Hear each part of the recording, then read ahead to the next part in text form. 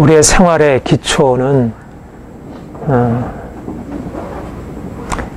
사도를 통해서 선포되어진 복음의 말씀입니다. 우리가 복음을 통해서 주님을 알게 되었고, 또 복음을 통해서 하나님이 우리를 얼마나 사랑하시는지,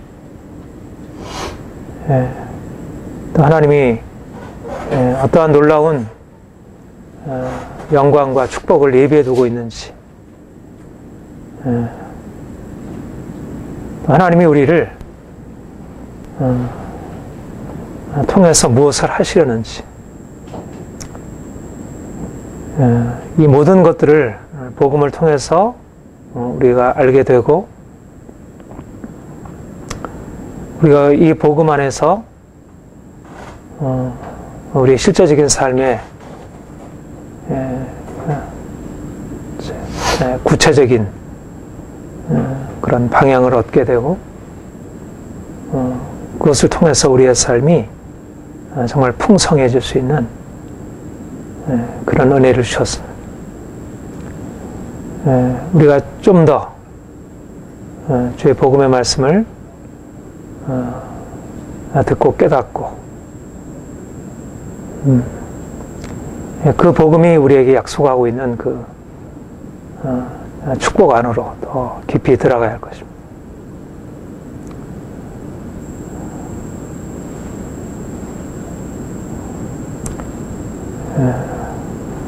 복음은 하나의 지식이 아니고, 하나의 신학이나 교리가 아니고, 실질적으로 우리의 삶을 비춰주고 우리의 삶을 새롭게 하는 빛이고 능력이라, 그렇게 말씀을 드렸습니다. 복음이 우리의 삶에 들어와서 우리의 삶 전체를 깨워주고, 우리의 삶 전체를 새롭게 만들어주고, 복음 안에서 우리의 삶 전체가 다시 이렇게 조성이 되고, 이것만이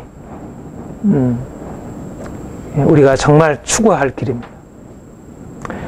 오늘날 세상에 많은 일들이 일어나고 있고, 계속해서 하루가 다르게 변화되고 있지만, 그러나 그 끊임없이 변화하는 이 세상의 어떤 흐름에 대해서 우리가 알고, 거기에 대해서 우리가 적응해 나가고 하는 어떤 것보다 중요한 것은 태초부터 감춰했던 하나님의 마음 중심에 있었던 그 비밀이 예수 그리스도께서 오심으로, 그가 십자가 지시고 부활하시고 승천하시고 그가 구속을 이루시고, 그리고 성령께서 오셔서 그 그리스도의 십자가와 부활을 통해서 행하신 그 하나님의 놀라운 역사를 알려주신 이 복음의 사실, 이것을 깨닫고 우리가 이 안에서 하나님의 생명을 경험하는 것만큼 그렇게 중요한 일은 세상에 아무것도 없다는 것입니다.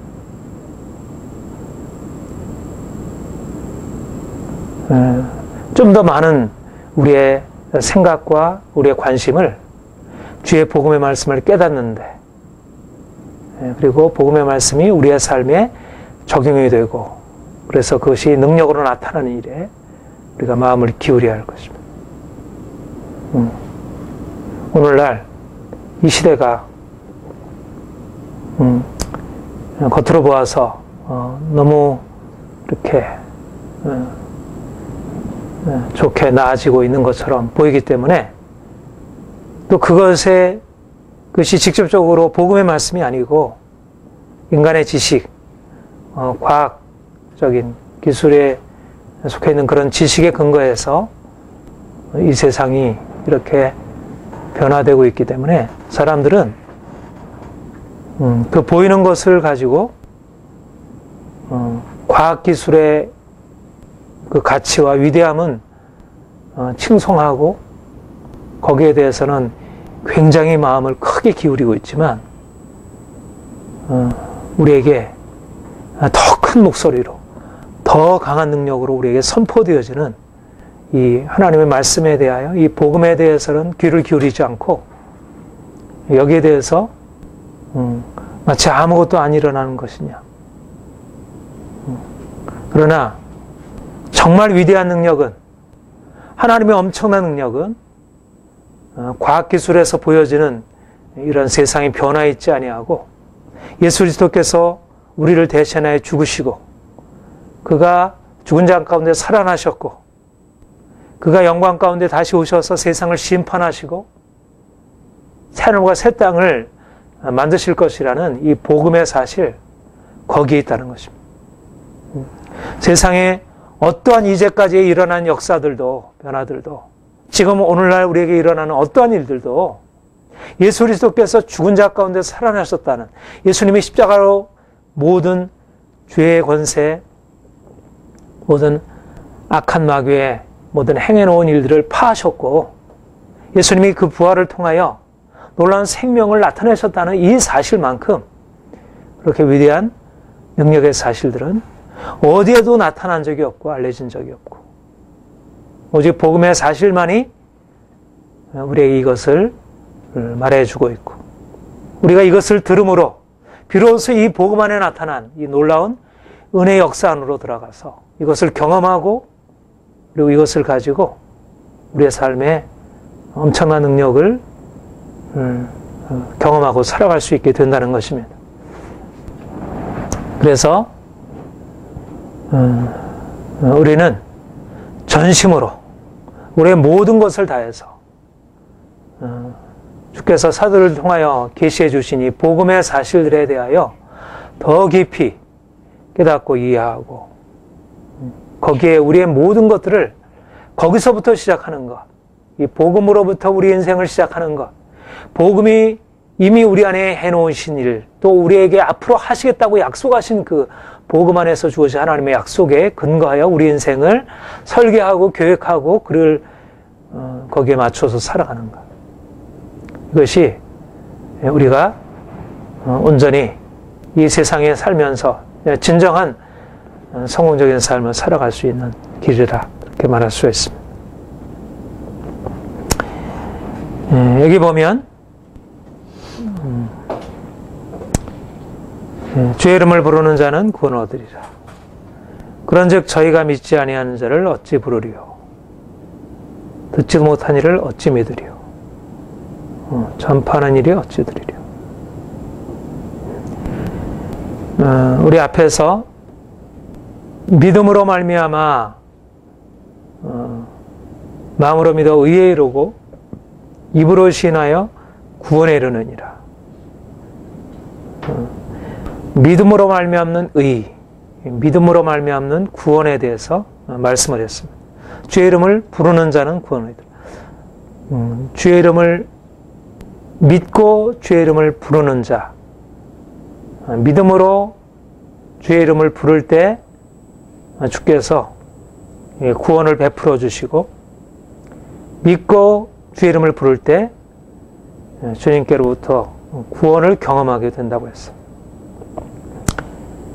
그런데 이 믿음이, 우리가 믿는 믿음이 어디서부터 나오느냐? 우리가 어떻게 우리가 주의 이름을 부름으로 구원을 얻게 하는 그런 믿음에 이를 수가 있느냐?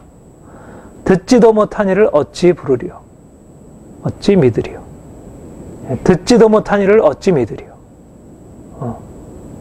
우리가 주님을 믿음으로 주의 이름을 부르게 되는 것은 들음으로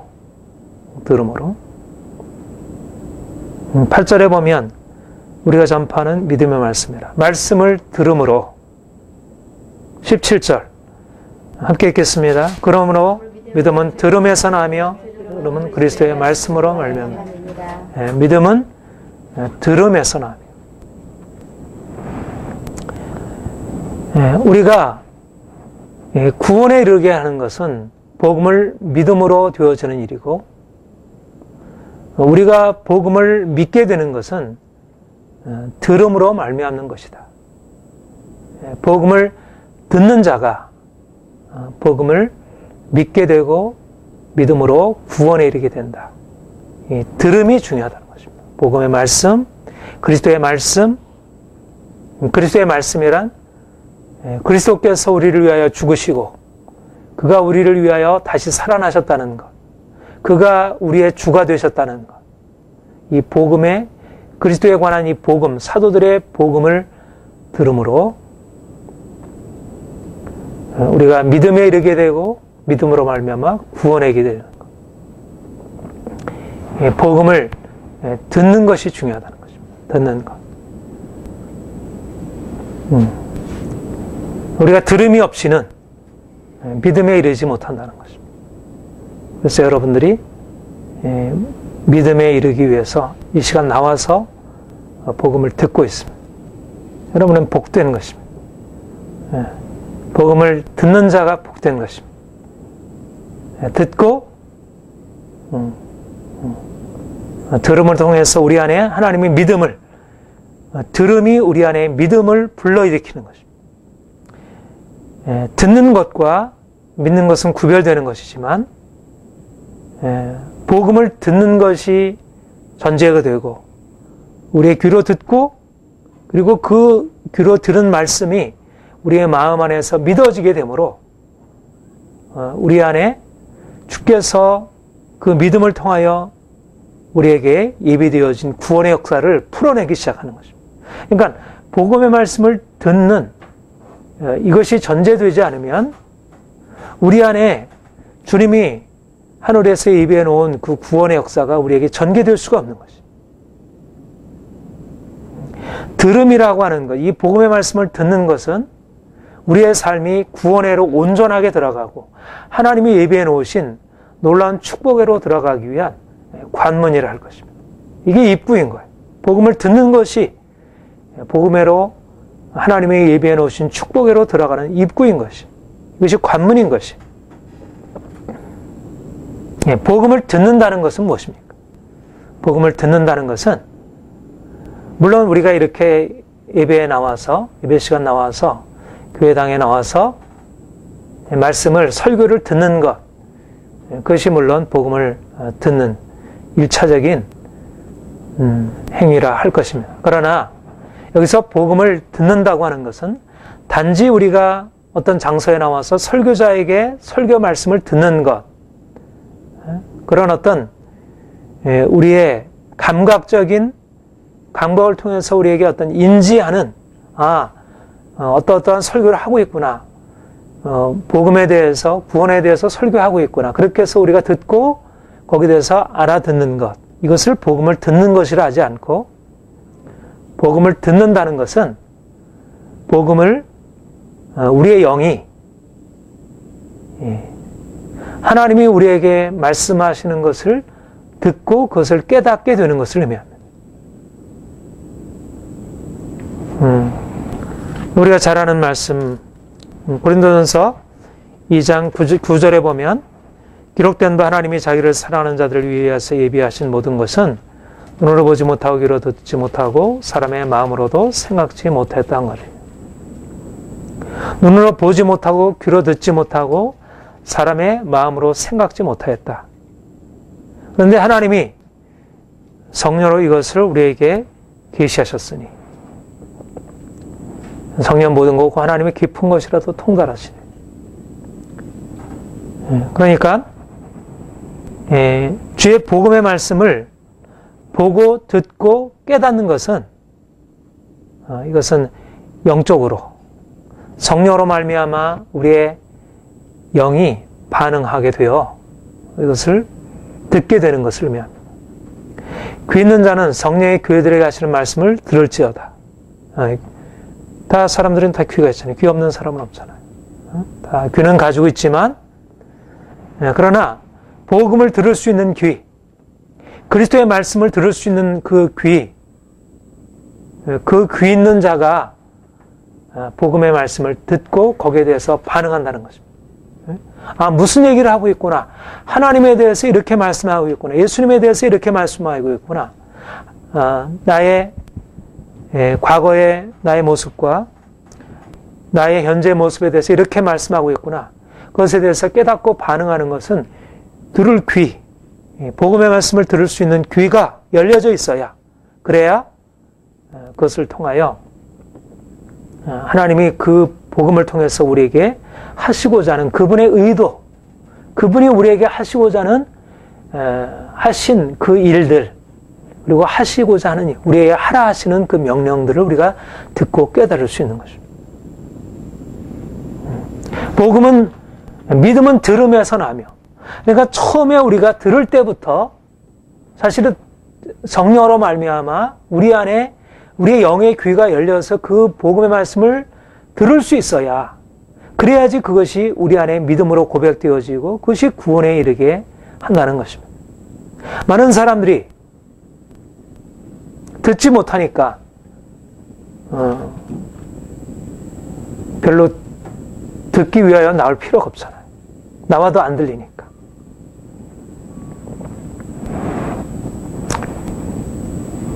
많은 사람들이 듣지 못함으로 복음을 듣지 않으려 하는 것입니다. 복음이 무엇을 말하는지 전혀 들을 수 없으므로, 귀가 막혀 있으므로, 그래서 복음을 들으려 하지 않는 것입니다. 하나님이 예수 그리스도의 복음 안에서 놀라운 일들을 말씀하시고 있지만 사람들이 귀로 듣지 못하고 눈으로 보지 못하고 마음으로 깨닫지 못하므로 여기에 대해서 듣지 않으려고 하고, 듣지 않으려 하니까 그나마 듣지 못하던 것들을 더 듣지 못하게 되고 점점 더 귀가 막히게 되고, 이제 듣는 것은 다른 것만 듣게 되는 것입니다. 세상 얘기만 듣게 되고 사람들이 한 얘기만 듣게 되고 오늘날 이 시대가 흘러가는 이 흐름만 듣게 되고, 뭔가 듣고 열심히 자기의 삶을 열심히 힘있게 살아가려고 애쓰고 분주하게 살아가고 있지만 정작 들을 수 있어야 하는, 들어야 하는 복음에 대해서 듣지 못하고 거기에 대해서 반응하지 못하는 것이. 그래서 실제적으로 하나님이 우리를 위해서 예비해 놓으신 놀라운 축복을 받아 누리지 못하는 것이. 219장 주의 음성을 내가 들으니, 사랑하는 말 하세요. 주의 음성을 내가 들으니, 복음 안에서 주의 음성을 내가 듣고 그분이 내게 하시는 말씀을 내가 듣게 되면 나를 사랑하신다는 것을 알게 되고 내 인생이 얼마나 놀라운 것인지를 알게 되고 내가 왜 이 세상에 태어나서 이렇게 살아가고 있는지를 알게 되고, 그래서 우리 인생 안에 감춰놓은 그 놀라운 비밀들을 향해서 더 깊이 열정적으로 추구하고 나아가게 될 터인데, 듣지 못함으로 귀가 막혀 있으므로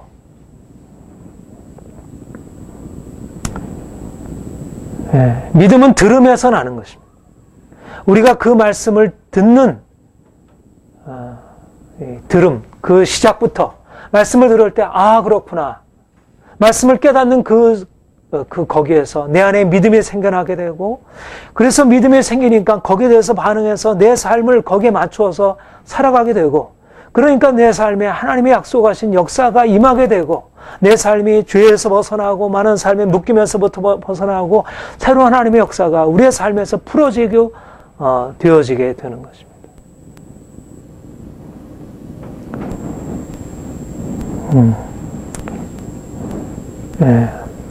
씨 뿌리는 비유에 보면 그렇게 말씀했죠. 어떤 씨앗은 길가에 뿌려졌습니다. 새가 와서 삼켜버렸어요. 어떤 씨앗은 돌밭에 뿌려졌어요. 싹이 나오지만 깊이에 뿌리를 내리지 못했기 때문에 곧 말라 버려지게 되었어요. 어떤 씨앗은 가시떨기 들 가운데 뿌려졌습니다. 여러 가지 많은 가시로 인해서 제대로 성장하지 못하고 열매를 맺지 못했습니다.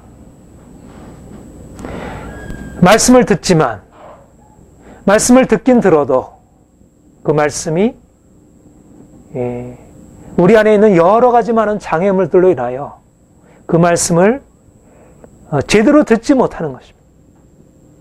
듣기는 들어도 그 말씀이 나의 말씀으로, 그 말씀이 하나님의 말씀으로 나에게 들려지지 않는 것입니다. 이미 들을 때부터 결정이 되는 거예요. 들을 때부터 결정이 되는 거예요. 듣고 나서 행하는 데 문제가 있는 게 아니고, 들을 때부터 이미 그 말씀이 열매를 맺을 씨앗인지 아니면 열매가 없는 씨앗인지가 이미 결정이 되는 거예요. 들을 때 이미 그 말씀이 깨달음으로 받아진 말씀들은 내가 설사 잊었다 하더라도 그 말씀이 우리에게 열매를 맺게 돼요. 그런데 들을 때부터 그 말씀이 우리 안에 뭔가 막혀있는 것으로 들려지지 않으면 그 말씀이 우리의 삶 가운데 역사하지 못하는 것. 믿음은 들음에서 나는 것입니다. 듣는 이 귀가 열려져 있어야 믿음이 우리 안에 생겨나게 되고, 그래서 그 믿음으로 인하여 우리의 삶이 생명으로 들어가게 돼요. 그러니까 우리가 이 첫 번째 시작, 우리가 구원의 풍성한 삶 안으로 들어가는 것은 이 첫 번째 시작이 열려져 있는 것입니다. 내가 듣지 못하면, 그렇잖아요. 우리가 눈이 감겨져 있고 귀가 다 닫혀 있고 감각이, 우리의 이것을 인식할 수 있는 감각이 닫혀 있으면 우리의 지식이 불가능하고 삶이 불가능하잖아요. 다른 모든 기능이 다 깨있다 할지라도 우리가 받아들일 수 있는 이런 감각이 우리에 닫혀 있으면 우리의 생명은 죽은 것이나 다름이 없어요. 마찬가지로 우리가 정말 진정으로 구원의 풍성한 삶 안으로 들어가는 것은 그리스도의 말씀이 우리에게 들려줄 수 있어야 한다. 그리스도의 말씀을 들으면서 우리가 믿음으로 반응하게 되고요. 그래서 거기서 구원의 열매가 나타날 수 있습니다. 그래서 우리가 날마다 주님께 간구해야 할 제목은, 주님, 나의 귀를 열어 주옵소서, 나의 눈을 열어 주옵소서, 내 마음 눈을 밝히사 부르심의 소망이 무엇이며 성도의 기업의 영광의 풍성이 무엇인지, 하나님의 능력의 역사하심이 어떤 것인지를 깨닫기를 원합니다. 하나님이 복음 안에서 이미 담아놓은 그 놀라운 하나님의 은혜의 사실들을 내가 듣고 내가 보고 내가 깨달을 수 있도록, 그래서 내 안에 믿음이 생겨날 수 있도록, 왜 내게는 믿음이 없는가? 왜 내가 믿음으로 살아가지 못하는가? 왜 내가 믿음으로 살아서 주님이 주시는 축복 안으로 들어가지 못하는가? 왜 내 삶 안에 믿음으로 삶을 돌파해 나가고 그것을 깨뜨리고 그것을 변화시킬 수 있는 능력이 내게 없는가? 듣지 못해서 그렇다는 것입니다. 듣지 못해서. 듣기는 들어도 무엇인가 막혀있는 것입니다. 제대로 듣지 못하는 것. 희미하게 듣는 것입니다. 희미하게 보는 것입니다. 같이 들어도 어떤 사람은 그 들은 말씀이 삶 안의 능력으로 나타나기도 하고, 어떤 사람은 같이 들었는데 그 말씀이 전혀 생명이 되지 못해요. 이것은 행하지 않음의 때문이 아니라 듣지 못해서 그런 것입니다. 듣지 못해서. 듣지 못하고 믿지 못하기 때문에 그런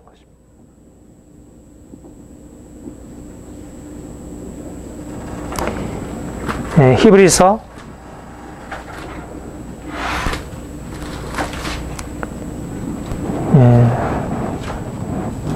4장 1절 2절.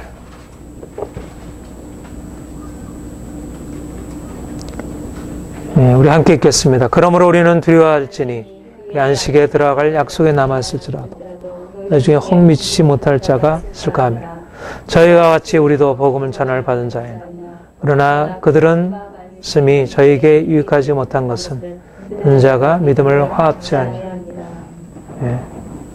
이스라엘 백성들이 하나님의 말씀을 들었지만 믿음으로 화합지 않은 것입니다. 그 말은 그들이 제대로 듣지 못한 것입니다. 믿지 못한 것은 그들이 말씀을 제대로 듣지 못한 것입니다. 들음에서 문제가 생기고 그 말씀을 믿음에서 문제가 생기고 하나님의 결국은 객관적인 사실은 하나님이 우리에게 행해 놓으신 사실은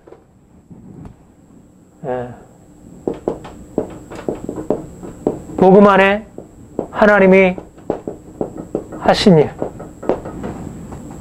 복음 안에 하나님의 약속, 그분의 모든 충만한 것, 여기에 문제가 있는 게 아니라 이것이 우리에게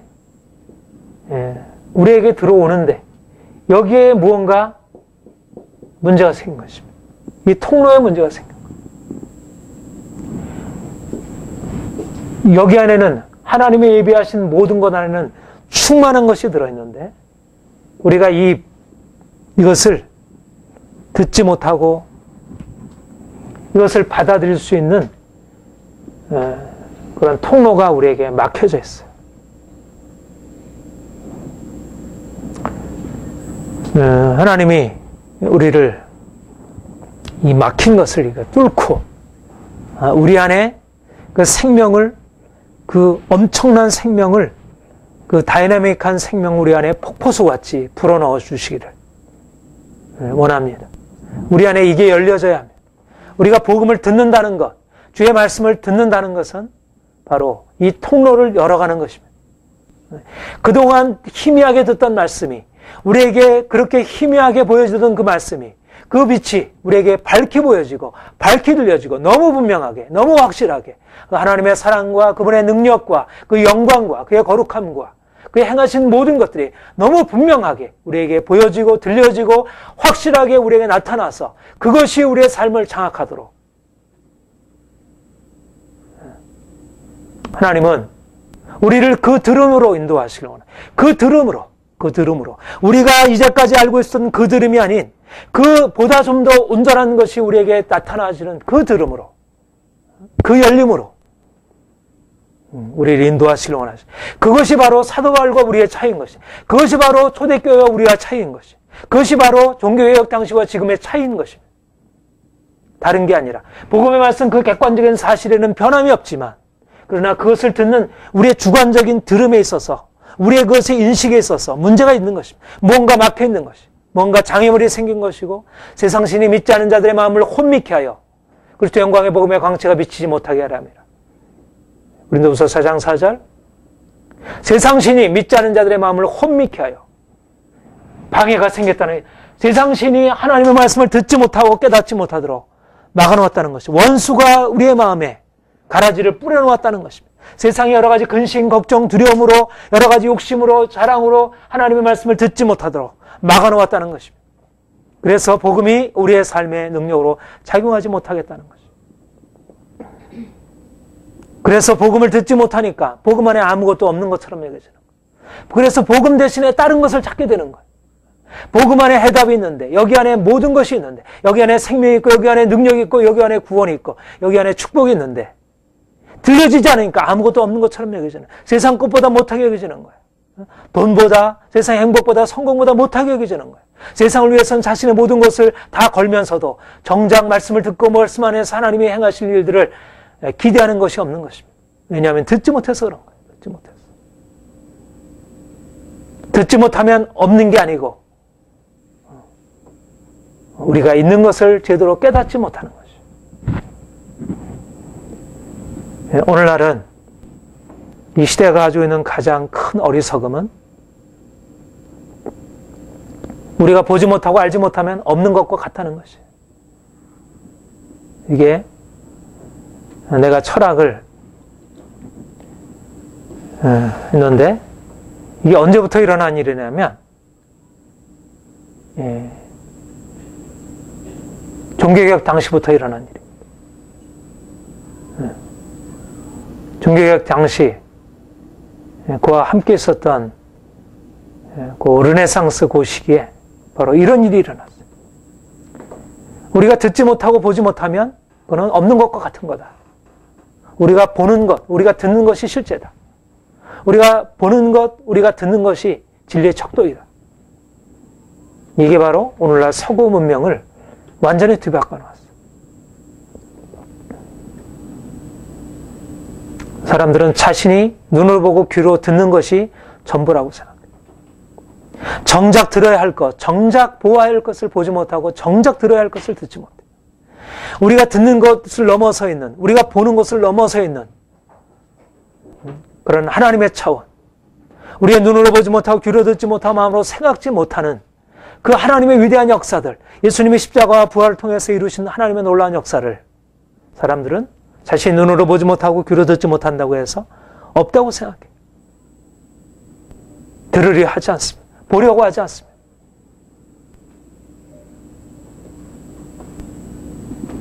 사람들은 자신의 삶에 너무 만족하고 지나가고 있어요. 정작 중요한 것을 다 보지 못하고 소경으로 살아가고 있지만, 그러나 사람들은 이것에 대해 심각하게 고민하잖아요.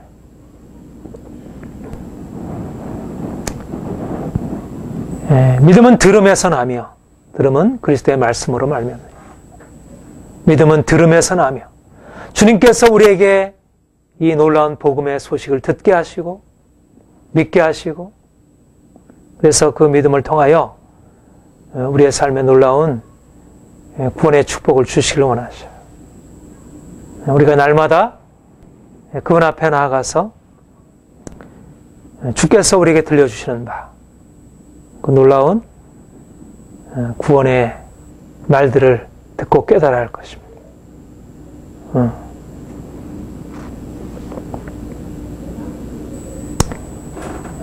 이게 점점 더, 이 복음의 말씀들이 점점 더 크게 들려져야 돼. 그리고 우리가 이것을 재생하는 것입니다. 이것들을 이 복음의 말씀이 들려지도록 하나님이 우리에게 말씀하신 것들을 우리가 듣고, 우리가 들어야 말을 할 수 있잖아요. 그치? 듣지 못하면 말도 못하죠. 듣지 못하면 말도 못합니다. 처음에 말하던 사람이 듣지 못하면 말하는 것도 잃어버리게 돼요. 우리가 복음을 듣게 되면서 우리의 입에서 하나님의 말씀이 나오게 되고, 우리가 복음으로 말하게 되고, 복음으로 생각하게 되고, 복음으로 살아가게 되는 거예요. 그러면 우리의 삶에서 하나님의 역사가 나타나게 되어 있습니다. 듣는 것이 첫 번째 관문입니다. 우리는 믿음은 들음에서 나며, 들음, 듣는 것은 수동적인 것입니다. 우리가 스스로 뭔가를 우리가 하는 게 아니고, 우리는 수동적으로 그분이 우리에게 말씀하시고 우리는 받아들이는 것. 이것이 출발이에요. 잘 들어야 합니다. 잘 들어야 합니다. 신앙생활은 잘 듣는 것에서 시작하는 거예요. 잘 듣는 것. 알아듣는 것. 우리 인간관계의 가장 중요한 비결이 뭡니까? 경청입니다. 경청. 성공하는 7가지 습관, 거기 보면 인간관계에 있어서 가장 중요한 요건은 경청하는 것입니다. 들을 줄 아는 것입니다. 사람들은 듣지 못하는 것이에요. 자기가 할 말로 가득 차 있고 자기 생각으로 가득 차 있기 때문에 상대방이 말하는 것을 들으려 하잖아요. 그래서 의사소통이 안 돼요. 자기 말만 생각하니까. 상대방의 말을 들으려 하잖아요.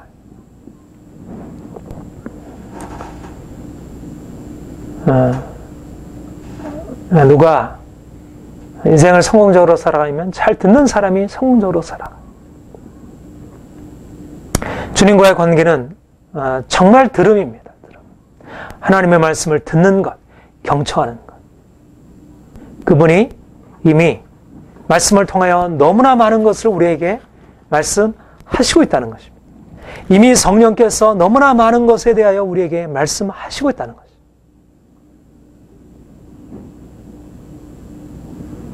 우리가 듣는 것이 필요합니다. 듣는 자세. 들음이라는 것은 겸손을 요구해요. 겸손. 왜 듣지 못하냐면 내가 이미 너무 다 채워져 있어서 그래. 들음이라는 것은 하나님께서 내게 말씀하실 것을 향하여 열려져 있는 태도. 주님이 나에게 하시려는 것에 대해서 열려져 있는 것입니다. 우리는 처음부터 끝까지 그분이 우리에게 말씀하시는 것을 거듭 듣고 그것을 받아들이게 되면 그것을 들으면서 우리의 마음 안에 무엇인가 반응이 생겨나기 시작하는 거예요. 그게 우리의 삶입니다. 주님이 말씀하시는 것을 듣는 것에서부터 우리는 비로소 우리의 삶이 비로소 거기서부터 시작되는 거예요. 하나님이 말씀하시는 거기에 뭔가 우리의 반응이 시작이 되는 거예요. 그 말씀이 생명이고 능력이기 때문에 그 말씀을 듣는 거기에 생명이 우리 안에 시작이 되고 창조적인 변화가 우리에게 시작이 되고 그 말씀 자체가 우리를 들을 때 우리가 무언가 들으면서 뭔가 특별한 뭔가를 행해서가 아니라 듣는 것 자체가 그 말씀이 우리에게 심어지게 되는 것이고 그 말씀이 우리를 바꾸는 것입니다. 그 말씀의 능력이기 때문에 창조적으로 우리 안에 역사하는 거예요. 우리 안에 있는 묶임을 풀어주고 우리의 생각을 고쳐주고 우리의 삶의 모든 것을 바꿔주게 됐어요. 내가 이것저것을 행하고 이것저것을 만들고 이래서가 아니고 그가 우리에게 말씀하시는 것을 우리가 들음으로 그 말씀이 우리 안에 들어와서 그 말씀이 스스로 역사하는 거예요. 그 말씀이 스스로 역사하여 우리의 삶을 풀어주고 해결하고 고쳐가는 것입니다.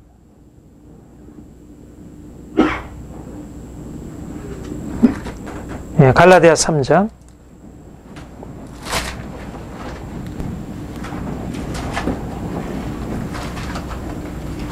5절 같이 읽겠습니다. 너희에게 성령을 주시고 너희 가운데 능력을 행하시는 일이 율법의 행위에서냐 듣고 믿음에서냐. 이 믿음의 들음, 듣고 믿음으로 듣는 것, 이것이 바로 우리 안에 주의 성령의 역사를 가져오게 된다는 거예요. 우리의 삶에 놀라운 변화를 가져온다. 우리의 율법적인 행함으로, 우리의 행함으로 삶이 변화되는 게 아니고 우리의 행함으로 고쳐가는 게 아니고 율법의 말씀을, 주의 복음의 말씀을 들음으로, 믿음으로 말씀이 우리 안에 들어와서, 복음의 말씀이 우리 안에 들어와서 친히 성령의 역사를 친히 나타내는 것입니다.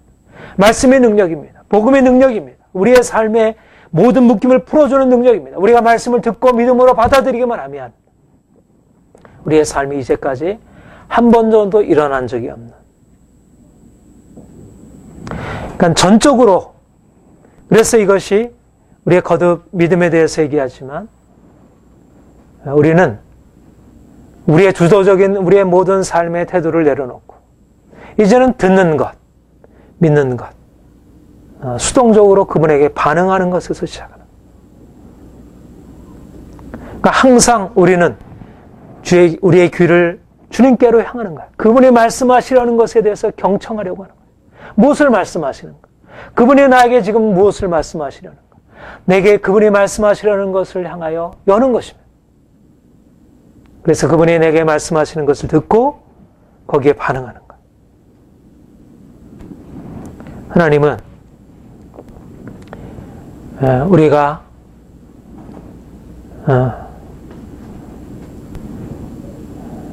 그분의 은혜 안으로 나아갈 수 있도록 우리에게 듣는 길을 열어주실 것입니다. 우리가 듣고자 하면 듣게 됩니다.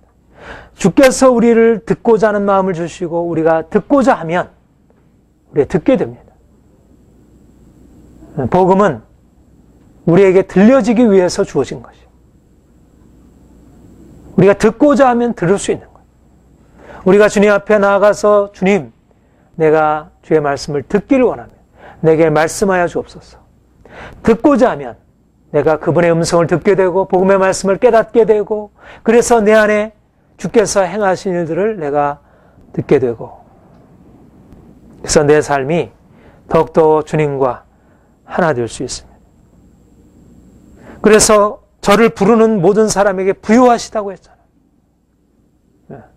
그러면 우리가 그분의 말씀을 들은 대로 그 부요하신 주님의 말씀이, 주님의 능력이 내 안에 들어와서 그 부욕해 하는 하나님의 역사를 일으키고 하나님의 역사가 나타나는 거예요.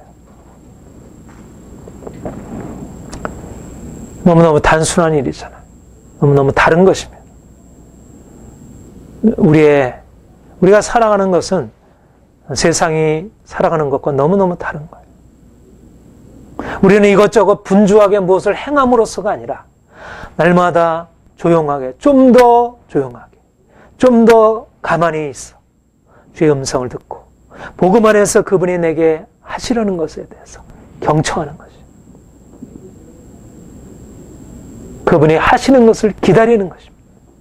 그분이 하실 것을 바라보는 것입니다. 소망하는 것입니다. 이것이 바로 우리가 구원에 이르는 길이에요.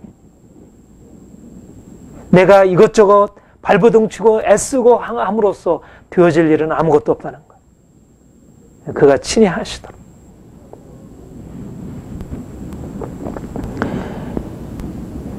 그런즉 저희가 믿지 아니하는 일을 어찌 부르리요, 듣지도 못한 일을 어찌 믿으리요, 전파하는 자가 없이 어찌 들으리요, 전파하는 자가 없이 어찌 들으리요, 보내심을 받지 아니했으면 어찌 전파하리요. 하나님이 우리에게 그 복음의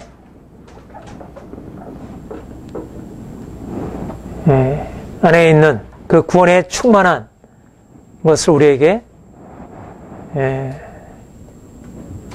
주시기 위해서 우리에게 들을 귀를 주시고 우리의 귀로, 우리의 눈으로, 우리의 마음으로 이것을 받아들이게 하는데 우리에게 이 복음을 들려주시기 위하여 복음 사역자를 세우셔서 그들을 복음을 전파하도록 보내시고 보냄받은 그들이 복음을 전파함으로 그래서 복음을 듣게 되었다는 것입니다.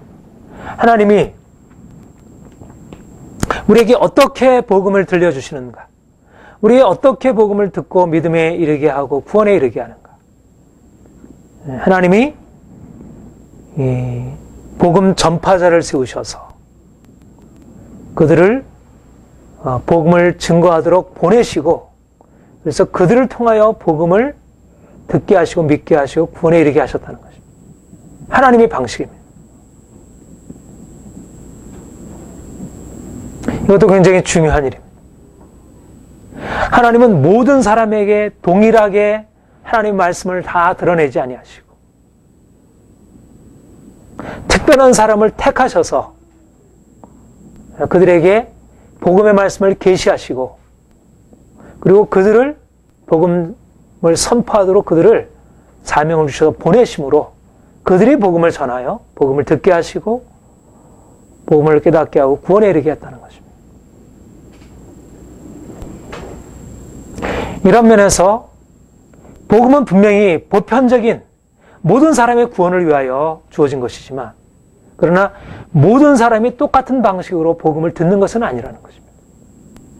복음을 듣고 깨닫는 게 아니라는 것이에요.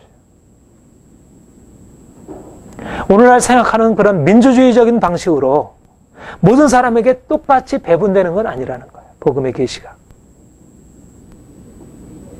하나님은 복음을 전파하기 위하여 특별한 사람을 세우시고 그들을 복음 사역을 위해서 훈련하셔서 그들에게 그들을 보내셔서 그들을 통하여 복음을 듣게 하시고 구원의 역사가 이루어지도록 그렇게 행하셨다는 것이에요. 이게 하나님의 계획이었다는 거예요.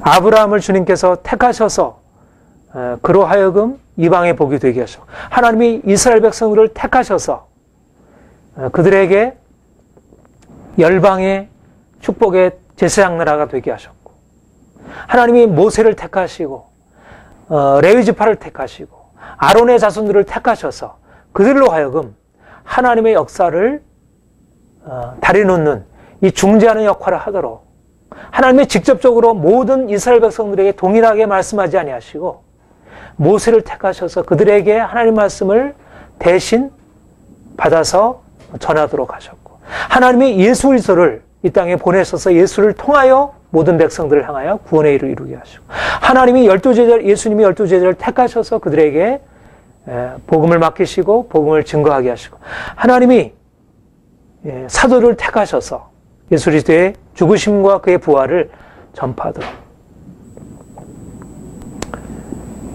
그래서 복음의 말씀을 듣고 우리가 믿음에 이르는 것은, 우리가 물론 이 복음의 말씀을 듣고 믿음에 이르는 것이지만, 이 말씀이지만, 그러나 이 말씀을 전파하는 복음의 사역자들이 있다는 것입니다. 복음의 사역자들을 하나님이 사용하셔서 그 일을 행하게 하신다는 것.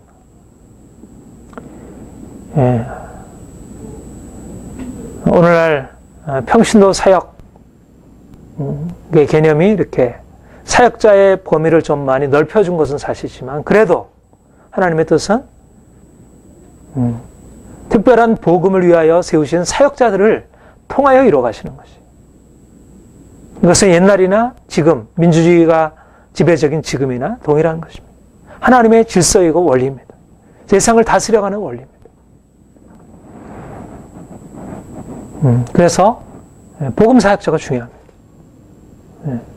복음 그 자체가 중요하지만, 복음이 보다 더 중요하지만, 그러나 복음을 위하여 복음을 바로 증거하는 복음 사역자가 중요한 것. 하나님이 그렇게 하신 것입니다. 그래서 복음 사역자가 존중이 되어야 합니다. 복음 사역자를 신뢰하고, 여러분들이 저를 신뢰하고 저를 통해서 증거되어진 복음을 받아들이는 것은, 이거는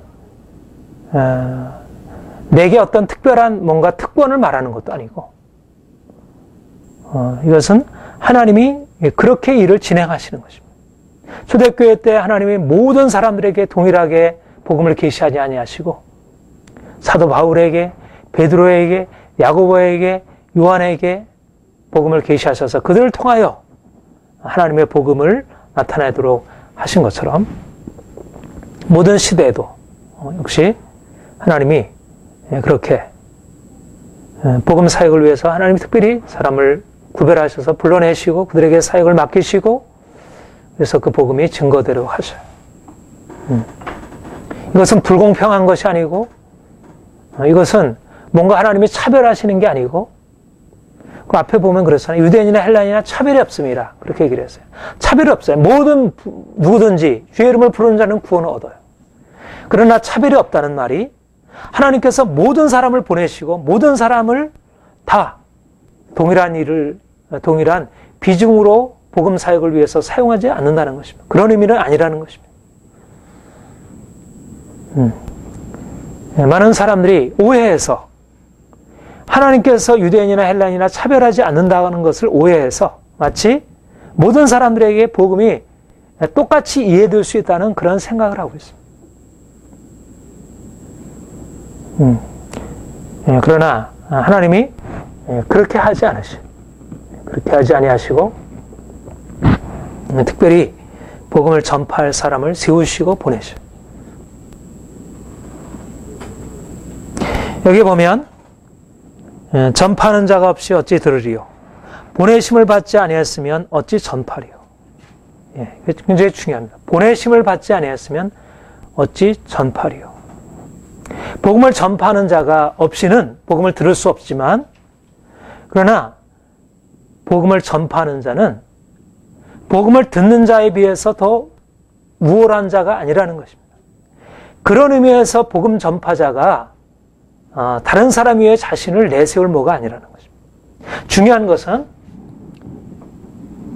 복음 사역자는 하나님의 보내심을 받아 보냄받는 것입니다.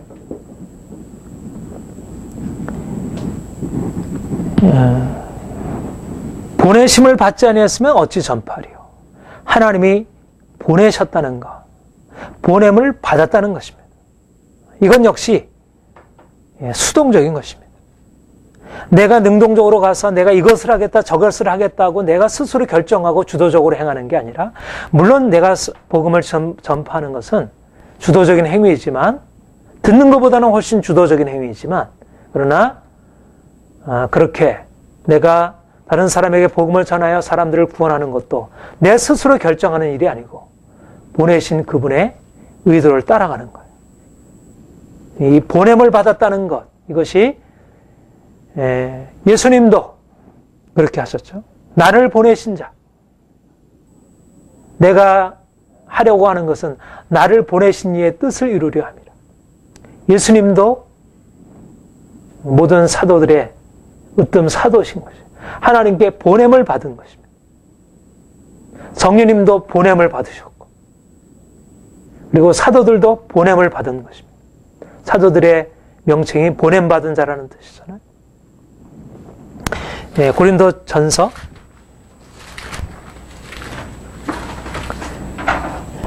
1장 17절 함께 읽겠습니다. 그리스도께서 나를 보내심은 세를 주게 하려 하시면 오직 복음을 전케 하려 하심이니 말의 지혜로 하지 아니함은 그리스도의 십자가가 헛되죠. 네. 사도 바울은 하나님이 주님이 자신을 보내신 목적에 대하여 분명하게 말하고 있습니다. 나를 보내신 목적은 세리를 준케 하심이 아니요 복음을 전케 하려 합니다. 십자가의 주님을 증거하라고 나를 보내셨다. 말하자면 보내신 그분의 뜻을 나는 쫓기를 원한다. 나의 사명은, 내가 해야 할 일은 나를 보내신 그분의 뜻을 쫓아 나는 십자가를 전하는 것이다. 중요한 것은 내 뜻이 아니고 보내신 그분의 뜻을 쫓아가는 것입니다.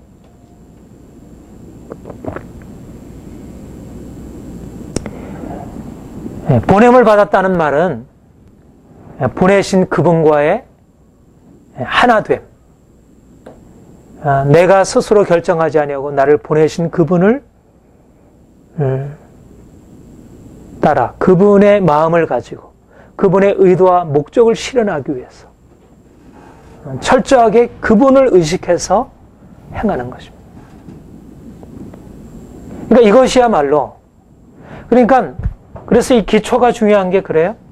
우리가 듣는 것, 하나님 말씀을 듣는 것에서 누가 보냄을 받을 수 있느냐면, 하나님은 누구를 택하시고 누구를 보내시느냐면 자기 말을 들을 수 있는 사람을 보내요.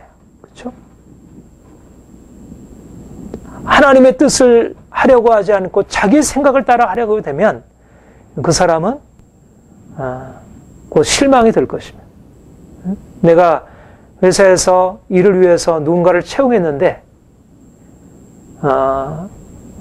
회사 경영자의 뜻을 따르지 아니하고 자기 생각을 따라서 하게 되면 내가 그에게 신뢰하고 무엇을 맡길 수 있겠어요?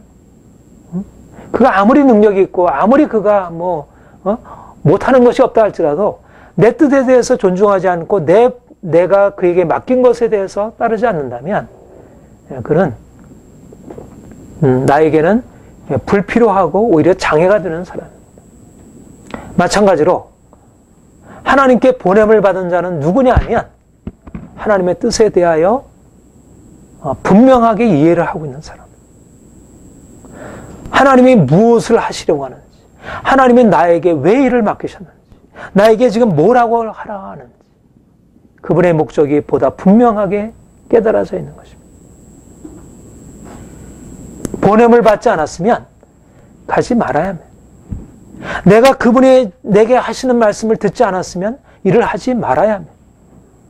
중요한 것은 내가 일을 하느냐 안 하느냐보다 더 중요한 것은 그분이 내게 뭐라고 말씀하시느냐, 내게 무엇을 하라 하시느냐, 그게 중요하다.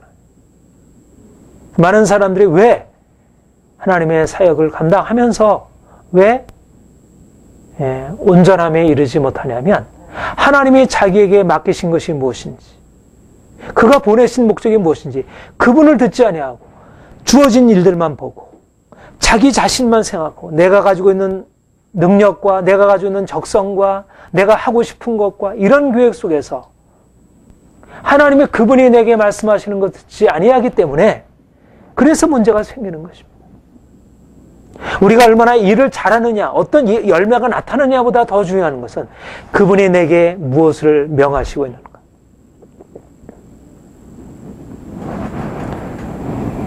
맡은 자들에게 구할 것은 뭐라고요? 충성이라 그랬죠. 고린도전서 4장 1절 2절 보면 사람이 마땅히 우리를 그리스도 일꾼이요 하나님의 비밀을 맡은 자로 여길지어다. 그리고 맡은 자에게 구할 것은 충성이에요. 신실한 것입니다.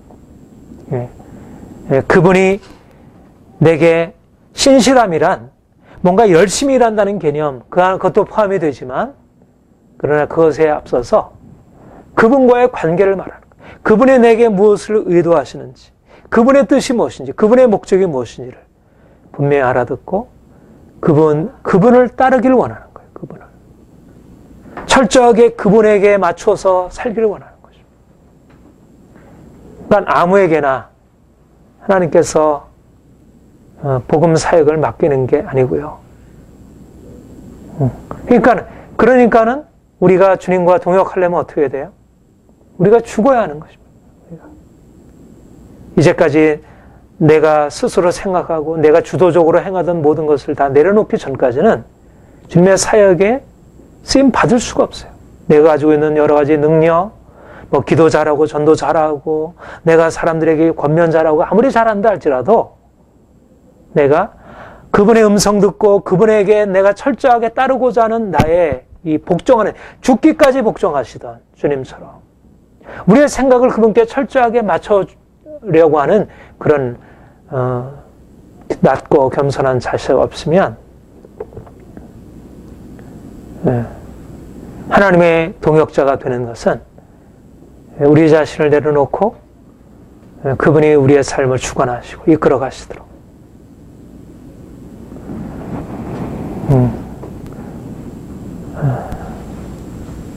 아까 우리가 들음에 대해서도 얘기했죠.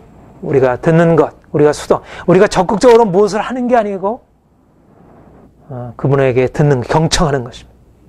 우리가 보냄을 받은 것입니다. 수동적인 것입니다. 보냄을 받은 것입니다. 그분이 나를 보내신 것을 따라가는 것입니다. 이것이 우리가 하나님께 대하여 더욱더 그래요. 우리 인간관계에서도 세상의 일도 그래요. 세상의 일도 정말 보낸 사람이 가지고 있는 뜻에 대해서 신실하게 충성스럽게 하려고 하는 사람이 신뢰를 받고 인정을 받아요. 세상에서도. 하나님의 관계는 더욱더 그렇습니다.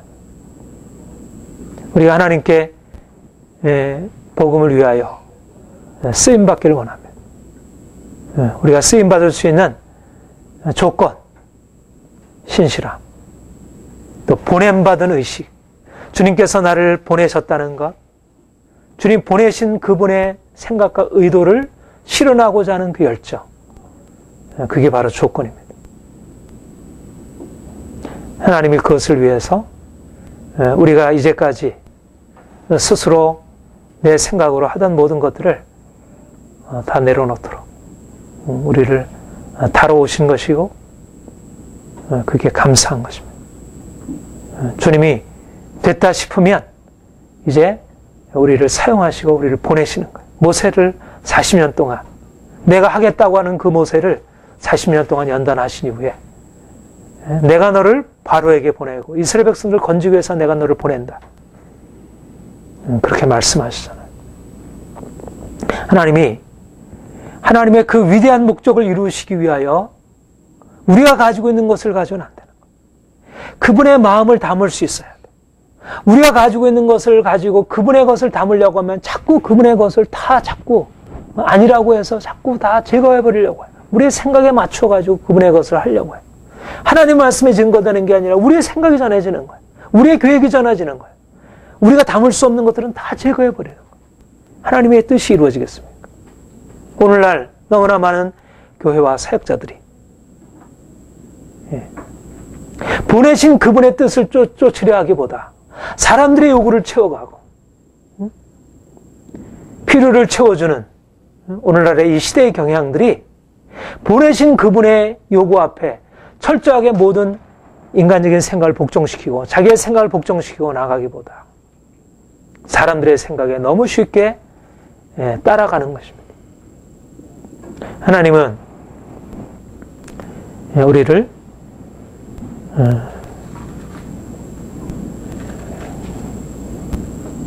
보냄받은 자로. 여러분, 미션이라는 말이 그렇잖아요. 선교라는 말이 미션이라는 말, 미시오라는 말이 보냄을 받음이라는 말이에요. 보냄을 받음. 사명, 선교, 미션, 보냄받음. 다 그러니까 주님이 우리에게 주도적으로 앞서 행하시는 것이고 그분이 우리를 파송하는 것이고 우리는 파송을 받아서 행하는 것입니다. 그런데 15절 우리 같이 읽겠습니다. 보내심을 받지 아니했으면 어찌 전파하리요? 함께 기록된 바 아름답도다 좋은 소식을 전하는 자들의 발휘한 것 같아요. 이 보내심을 받아 복음을 전파하는 것은 놀라운 영광을 그 안에 갖고 있다는 것입니다. 아름답도다 좋은 소식을 전하는 자들의 발휘한 것 같아요. 얼마나 아름다운지, 복음을 전하는 자의 발이 얼마나 아름다운지, 이 세상의 어떠한 것보다 가장 아름다운 것은 주께서 우리를 구원하기 위하여 이 땅에 오셨다는 것. 이 놀라운 소식을 우리가 전파하며 많은 사람들이 이 복음으로 인하여 사람들을 건져내고 사람들을 살리는 것. 가장 아름다운 일이라는 것. 가장 아름답고 영광스러운 일이라는 것. 사람들은 자신의 직업을 통해서 이것저것을 행하는 것이 마치 자기에게 있는 가장 가치 있는 일이라고 생각하지만 우리의 직업보다 우리의 가정보다 우리의 삶의 어떤 것보다 더 아름다운 것은 그것을 통하여 주의 복음이 전파되어지고 복음을 통하여 사람들이 구원에 이르게 되는 것. 이게 아름다운 일이라는 것. 이게 참으로 아름다운 일이라는 것.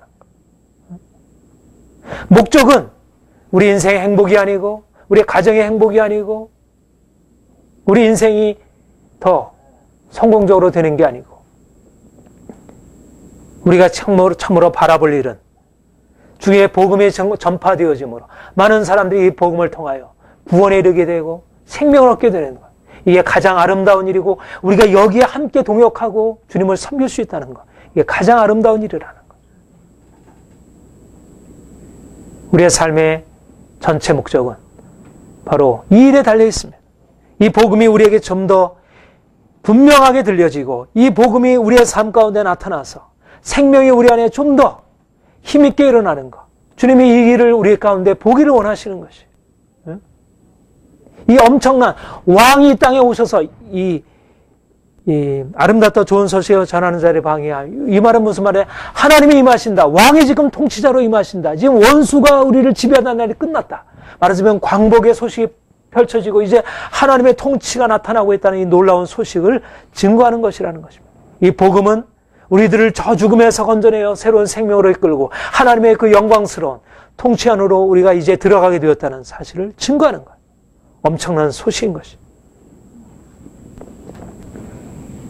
우리가 이 은혜를 경험하고 하나님께서 우리에게 주신 이 은혜를 가지고 이 은혜를 바탕으로 하나님이 우리에게 주신 사명을 따라서 나아가 이 복음을 전하고 많은 영혼들을 건져내고 그들을 새로운 생명으로 이끌어 가도록 주께서 우리에게 일을 행하시고 있다는 것. 이것이 얼마나 아름다운지. 우리가 참으로 우리 마음에 소원하는 바는 우리가 이 복음의 놀라운 사실을 듣고 더욱더 온전한 구원 안으로 들어가고 또 우리가 주님의 사명받아서 우리에게 주어진 사명을 따라서 많은 사람들을 섬기고 사람들에게 이 복음의 놀라운 소식 안으로 들어올 수 있도록 이것이 가장 귀한 것입니다. 예수 그리스도께서 가장 귀한 분이시고 그분의 생명이 가장 귀한 것이라고 하면 바로 이 생명을 다른 사람에게 공급해 주는 일, 이것보다 더 귀한 일이 어떻겠어요? 사람들이 다 죽어가는데 그 죽어가서 죽을 사람들을 살려내는 일. 오늘 아침 신문에 가보니까 아프리카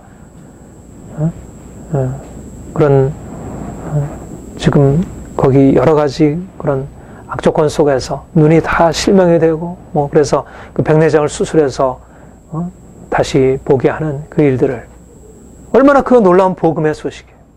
그들에게. 근데 그보다도 더 놀라운 사람들을 정말 죽음에서 생명으로 건져내고 그들의 삶을 진정한 삶으로 인도하는 이 복음을 우리가 전파해서 그 사명을 감당하는 것. 너무너무 놀라운 것입니다. 이거는 어떤 우리에게 주어진 사도 바울이 이것이 자신에게 정말 하지 않으면 안 되는 그런 어떤 정말 그 빚진 심정으로 그것을 하나님의 이끄심을 느끼면서 항하기도 했지만 그러나 이것은 또한 그런 것이면서도 너무너무 영광스러운 일이고 우리에게서 흥분되는 일이고 우리의 삶의 전체를 드릴 만한 일이고 이것 외에는 다른 길이 없으니까 복음을 전파하는 하나님의 복음의 그 충만한 약속들과 그 생명의 충만함을 복음 전파자가 아니면 누구에게도 이것이 이 땅에 풀어지도록 하나님의 적정해 오지 않으셨다는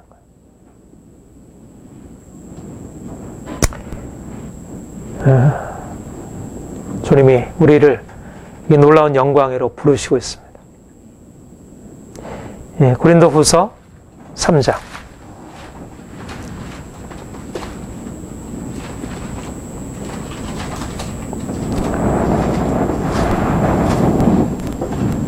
7절부터 11절까지 같이 읽겠습니다. 돌에 써서 새긴 죽게 하는 의문의 직분도 영광이 있어 이스라엘 자손들이 모세 얼굴에 읊어질 영광을 인하여 그 얼굴을 주목하지 못하였거든. 더욱 영광이 있지 아니하겠느냐. 정죄의 직분도 영광이 있은즉 의의 직분은 영광이 더욱 넘치리라. 영광되었던 것이 더 큰 영광을 인하여 이에 영광될 것이 없으나 없어질 것도 영광으로 말미암았은즉 그것은 더욱 영광 가운데 없어질 것도 영광으로 말미암았으니 길이 있을 것은 더욱더 영광 가운데니라. 영광되었던 것이 더 큰 영광을 인하여 영광될 것이 없으니 복음의 직분이 가지고 있는 영광, 주의 복음을 전파하는 자들이 누릴 영광, 이것은 어떤 영광과도 비교할 수 없는 하나님의 놀라운 영광이 그 안에 들어있다는 것입니다.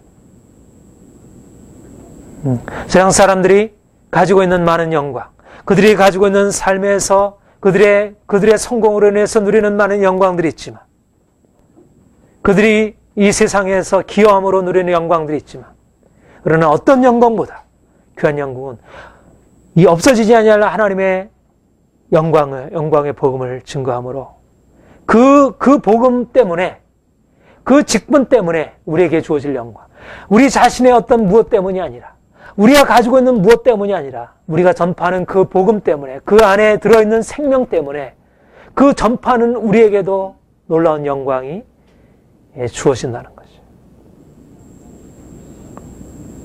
저는 하나님이 내게 이 복음을 깨닫게 하시고 이 깨달은 복음을 가지고